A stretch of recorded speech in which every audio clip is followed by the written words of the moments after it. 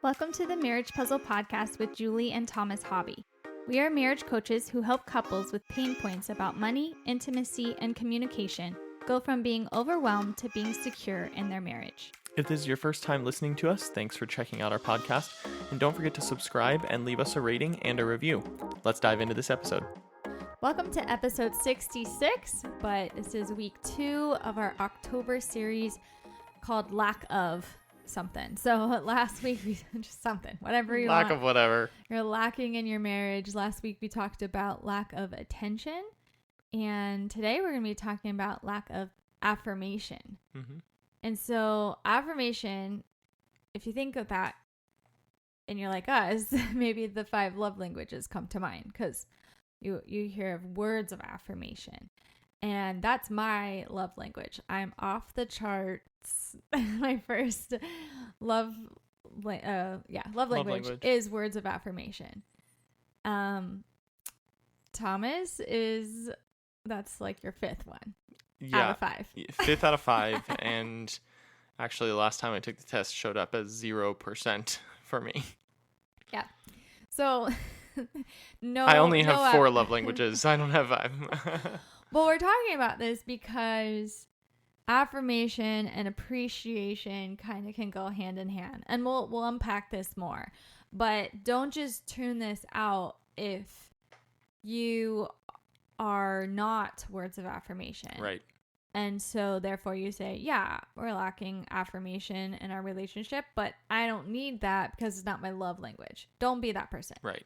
Because we're going to kind of tell you why lack of affirmation isn't helpful. Yeah, in all fairness, I think we joke about me having a 0 on words of affirmation for the 5 love languages, but I really don't think that the 5 love languages gives like that exact percentage. I think it rounds up or down or something, so I may have like a 5% or a 2% or something. Like, I'm just saying there is still the need for words of affirmation for anybody. If you literally hear nothing affirming you verbally from your spouse, it's gonna start to kind of eat away at you. Even if your love tank is full from your other love languages, if they're never affirming you verbally, that's still gonna eat away at you. Slower, maybe, if you're not words of affirmation, but nevertheless. Yeah, so hang in there with us, whether you are or you're not. Words of affirmation, because we're going to talk about how you can affirm even through appreciation. And an example of that is something that just happened today. We have twin boys who are 8 years old, and they have a very love-hate relationship. Like, they can be best friends and worst enemies. All on the same day. It's not even just like best friends this day. All in the same hour? Yeah. We are on the roller coaster ride with them. Lots of fun. And we do this podcast for marriage tips, but this parenting lesson kind of ties into this topic. So you want to tell them what happened today? Yeah, sure. I mean, I'm just like sitting over here thinking like they're only 8. What in the world is going to happen to us when they're like teenagers? Yeah. I don't even know if I'm ready to think about that. They'll be stronger. Yeah. The fights will get a little more intense. Right. So I think that, essentially what happened is they got into an issue with each other where they were just fighting and annoying each other constantly. And I kind of got tired of it and told them like, hey, here's what we're going to do. You're going to sit down and you're going to write out things that you like about your brother. And so I sat them both down in different areas and made them write that down. I made them do 3 things that they like about their brother. Because, from my perspective, the way I explained it to them is God gave you a playmate who would be here with you every single day so that you wouldn't be bored. Because think about how boring it would be if you might have been by yourself. And so think about those things that you appreciate about having your brother around, those things that you like about your brother. Mm-hmm. And then I didn't just read them. I made them read them to each other at dinner in front of the rest of the family. Yeah. And so it did a few things. I mean, not that it always has to be like this, but it made them be accountable to it. They had to say it in front of the family. They had to say it to their brother. I didn't just read it for them because it was what they wrote down.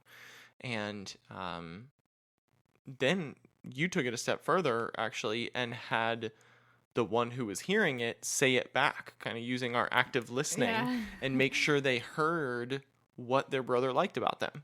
Yeah, we try our coaching techniques on our kids. I laugh about that, but it's kind of true. That's why I'm bringing this example up, because I came downstairs to them, had their papers and they were ready to share at the dinner table because their attitudes had changed.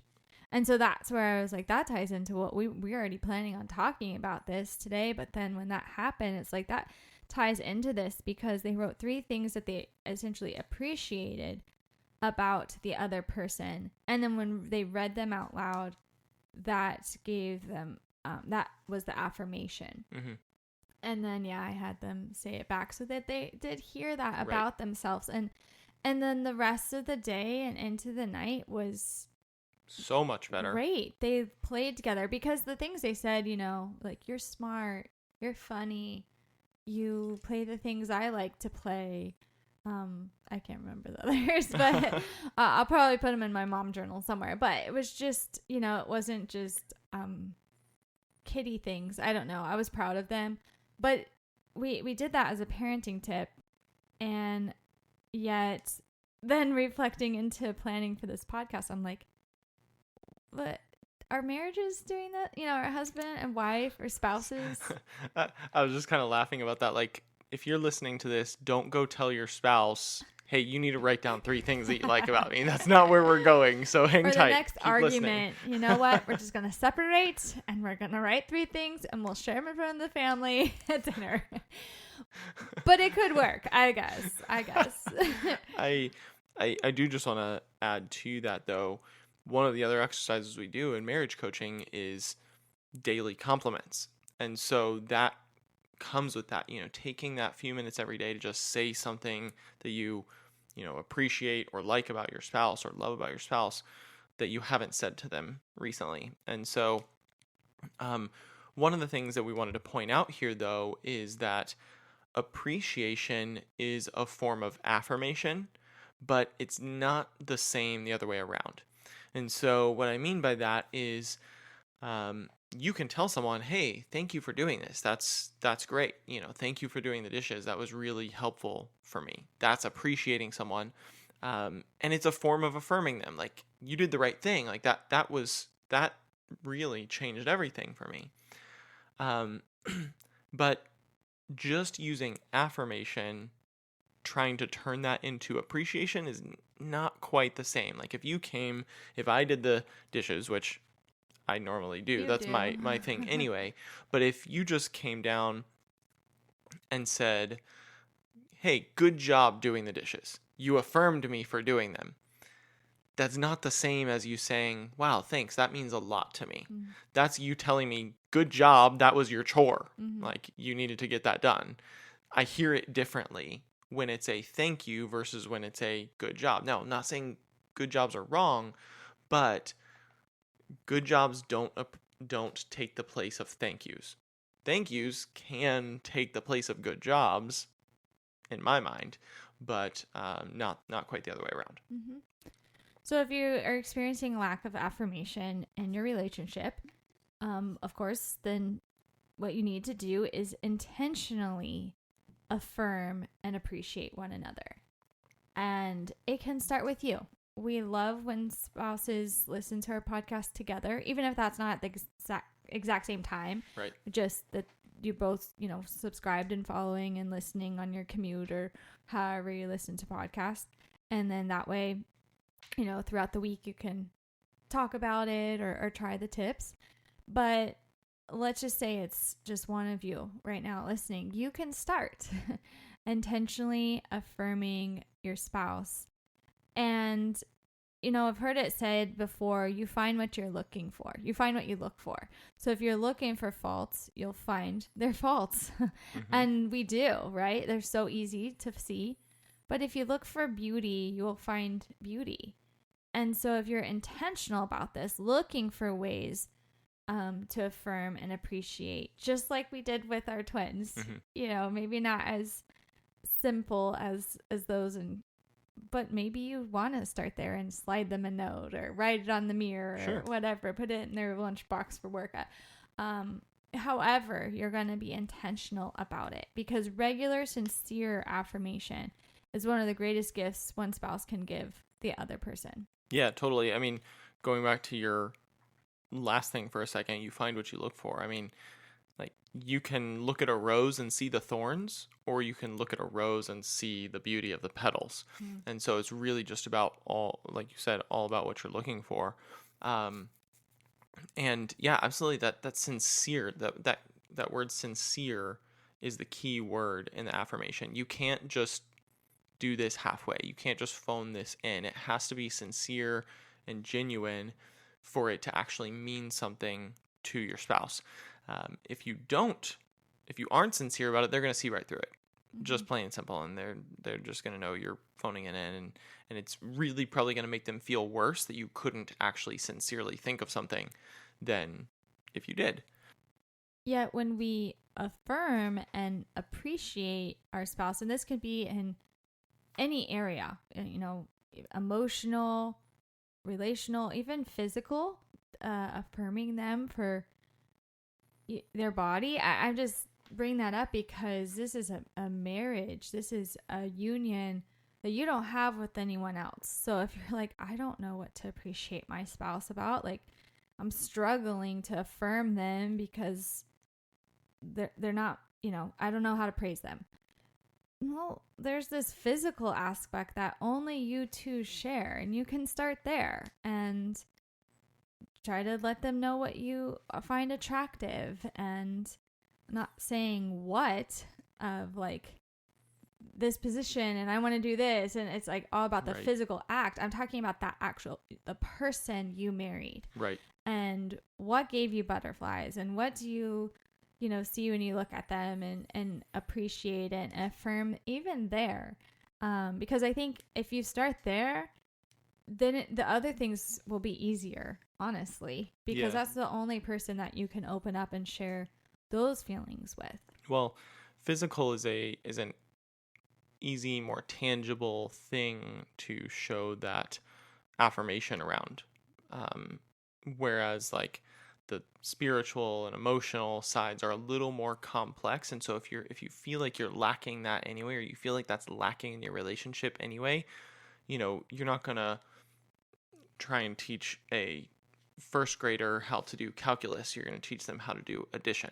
And so if you're lacking that in your relationship, then you may need to start kind of with the quote unquote addition and find something easy to work on and build yourself up to that more complex affirmation around the emotional side, the spiritual side, the relational side of your relationship.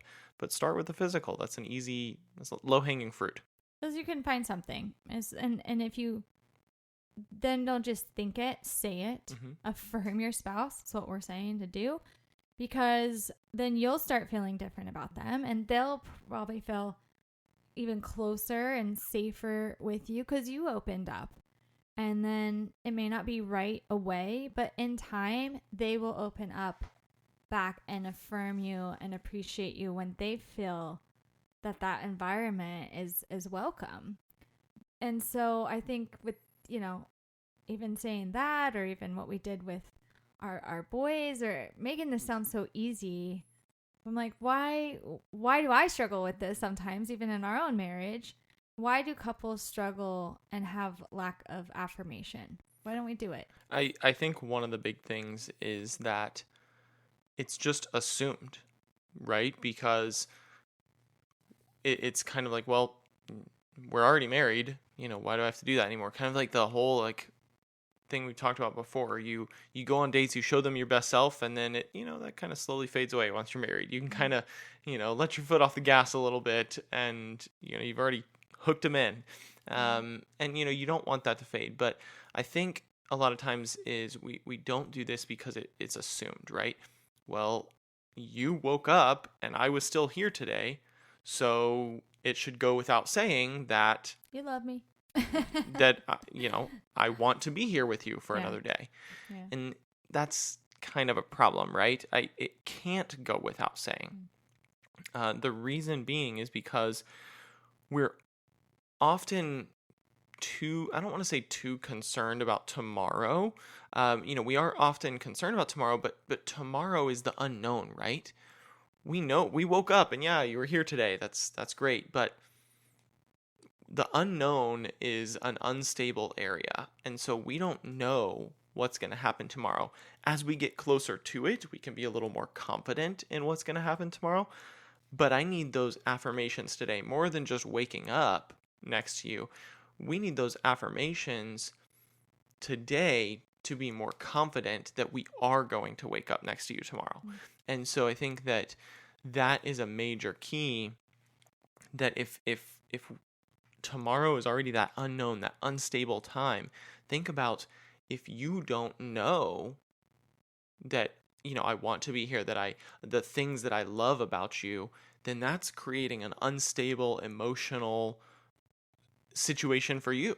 So I have to be saying those things, and you write back to me, even though, like we said at the top, that I'm not a words of affirmation person, but still that can kind of sneak into your mind. Those thoughts can creep in. If you're not constantly telling me, it gets hard to block out those negative thoughts of like, wow, is she gonna stay here tomorrow? Is she gonna go? Is she seeing someone else? Or like, those thoughts can start to creep in if you're not constantly being affirmed by your spouse.